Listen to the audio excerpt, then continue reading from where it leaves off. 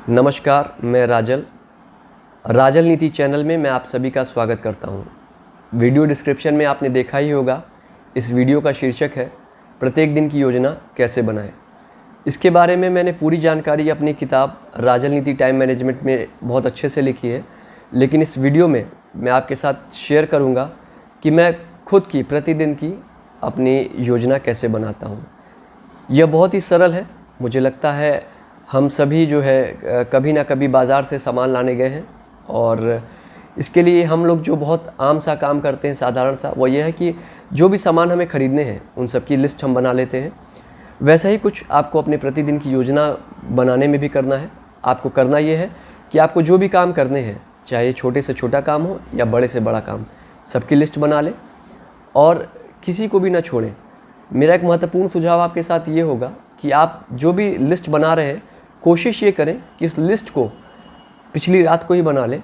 इससे होगा ये कि जब आप सोएंगे तो आपके मस्तिष्क में कई ऐसे विचार आएंगे जिनसे आपको ये पता चलेगा उस काम को कैसे और भी बेहतर तरीके से करें या उसे और भी कम समय में और भी अच्छी तरीके से करें। अगर किसी कारणवश आप रात को लिस्ट नहीं बना पाते हैं तो आप ये करें कि सुबह उठते ही जो सबसे पहला काम वो है लिस्ट बनाएं उस काम को करने की। जब आपकी लिस्ट बन के पूरी तरह तैयार हो जाए तो मैं जो है काम को 4 श्रेणियों में क्लासिफाई करता हूँ। कुछ ऐसे काम जो कि बहुत महत्वपूर्ण हैं, जिन्हें करने या ना करने से हमारे भविष्य पर बहुत अधिक असर पड़ता है। दूसरी श्रेणी का काम वो है जिसे अगर हम टाल भी दें, बाद में भी करें तो बहुत फ़र्क नहीं पड़ता। तीसरा काम वो है जो कि बहुत आवश्यक है, जिसे अगर अभी ना किया जाए तो बहुत दिक्कतें हो सकती है। चौथे श्रेणी के काम वो हैं जो हम किसी और को करने के लिए सुपुर्द कर सकते हैं। तो आते हैं पहले श्रेणी के काम पे जो महत्वपूर्ण है, जिनसे हमारे भविष्य पर बहुत अधिक असर होता है। इसे मैं अंग्रेज़ी लेटर आई से संबोधित करूँगा, आई यानी कि इम्पॉर्टेंट। दूसरी श्रेणी का काम वो है जो कि अगर हम जिन्हें टाल भी दें, बाद में भी करें तो बहुत दिक्कतें नहीं आएंगी, उसे मैं डबल आई से संबोधित करूँगा। तीसरी श्रेणी के काम जो हैं उसे मैं अंग्रेज़ी लेटर यू यानी कि अर्जेंट यानी कि बहुत आवश्यक काम, उससे मैं संबोधित करूँगा।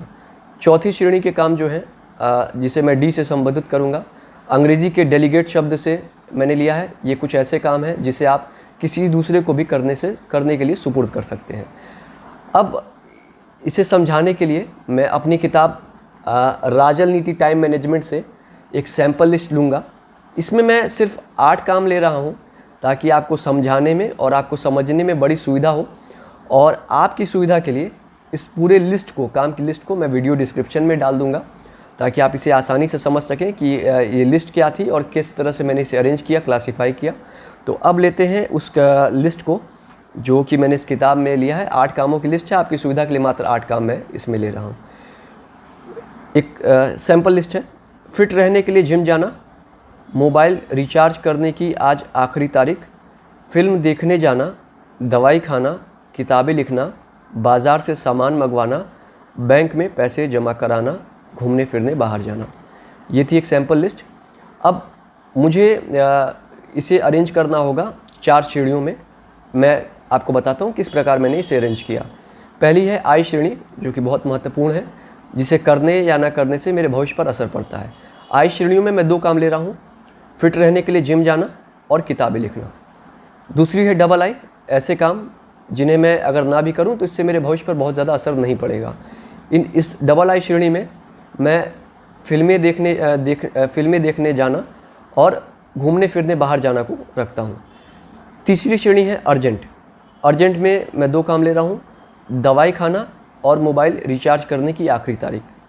चौथी श्रेणी है डी या डेलीगेट, या जिसे मैं दूसरे को ट्रांसफ़र कर सकता हूं करने के लिए। इसमें मैं 2 काम ले रहा हूं, बैंक में पैसा जमा कराना और बाज़ार से सामान लाना। अब जैसा कि आप देख सकते हैं कि इन चारों श्रेणियों में मैंने 2-2 काम रखे हैं। तो निश्चित रूप से इन 2 कामों में, इन 4 श्रेणियों में भी ऐसे काम हो गए जिनकी भी एक प्राथमिकता होगी। एक बात मैं आपको और बताना चाहूँगा, किसी भी श्रेणी में अगर एक से अधिक काम है तो उसे आप I1, I2, I3, I4 या II1, II1, II2, II3, II4, D1, D2, D3, U1, U2, U3। कहने का अर्थ ये है कि किसी श्रेणी में अगर एक से ज़्यादा काम है तो उन्हें भी प्राथमिकता के अनुसार व्यवस्थित करें।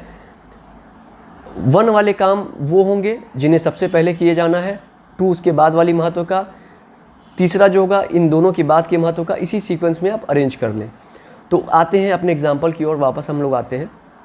आज श्रेणी में हमने 2 एग्जाम्पल लिए थे, फिट रहने के लिए जिम जाना और किताबें लिखना। फिट रहने के लिए जिम जाना को मैंने I1 श्रेणी में रखा और किताबें लिखने को I2 की श्रेणी में रखा। कारण इसके पीछे ये है कि अगर मेरा शरीर अच्छा रहेगा तो मेरा दिमाग भी अच्छा रहेगा, और अगर मेरा दिमाग अच्छा रहेगा तो मेरे किताबें भी बेहतर तरीके से लिख सकूँगा।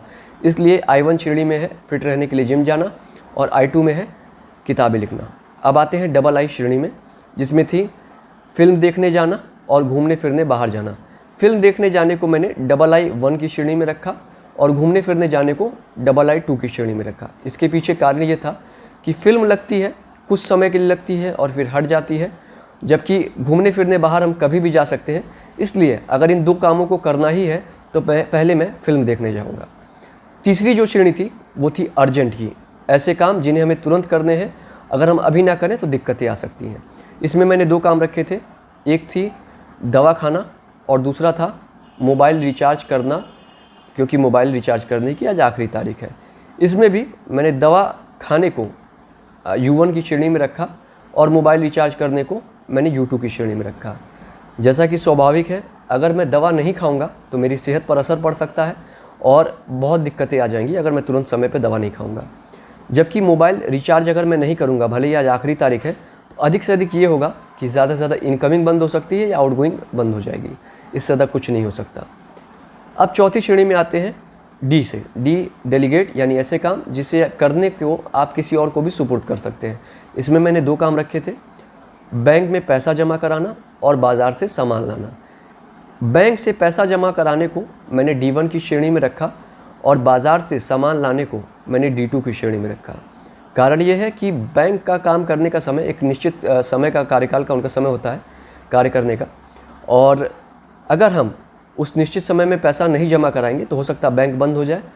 जबकि बाज़ार से सामान अगर लाना है, किसी दुकान से सामान हमें ख़रीदना है, हो सकता है एक दुकान बंद हो जाए, लेकिन संभावना ज़्यादा है कि दूसरी भी दुकान कोई खुली होगी जिससे हम सामान खरीद सकते हैं। तो ये थी मेरी एक सैम्पल लिस्ट, जिसके ये था एक मेरा तरीका जिसके माध्यम से मैं प्रतिदिन की योजना बनाता हूँ, और ये एक सैम्पल तरीका है। मुझे आशा है ये आपके लिए भी उतना ही उपयोगी सिद्ध होगा जितना कि मेरे लिए रहा। अगर आप अधिक इसके बारे में जानना चाहते हैं तो आप राजल नीति टाइम मैनेजमेंट पढ़ सकते हैं, उसका लिंक मैंने डिस्क्रिप्शन में दिया है। और वीडियो आपको कैसा लगा कमेंट के माध्यम से मुझे ज़रूर बताएं, आपका फीडबैक मेरे लिए बहुत महत्वपूर्ण है। अगर आपको वीडियो अच्छा लगा तो इस वीडियो को लाइक करें, और अगर आपको लगता है इस वीडियो से किसी और को भी सहायता मिल सकती है तो इस वीडियो को शेयर करें। मैं ऐसे ही बहुत से ज्ञानवर्धक वीडियोस नियमित रूप से बनाता रहूँगा। उन्हें प्राप्त करने के लिए इस चैनल को सब्सक्राइब करें, और मैं आप सभी के लिए ईश्वर से प्रार्थना करता हूं कि आप सभी का भविष्य बहुत ही उज्जवल हो। वीडियो देखने के लिए आप सभी का बहुत बहुत धन्यवाद।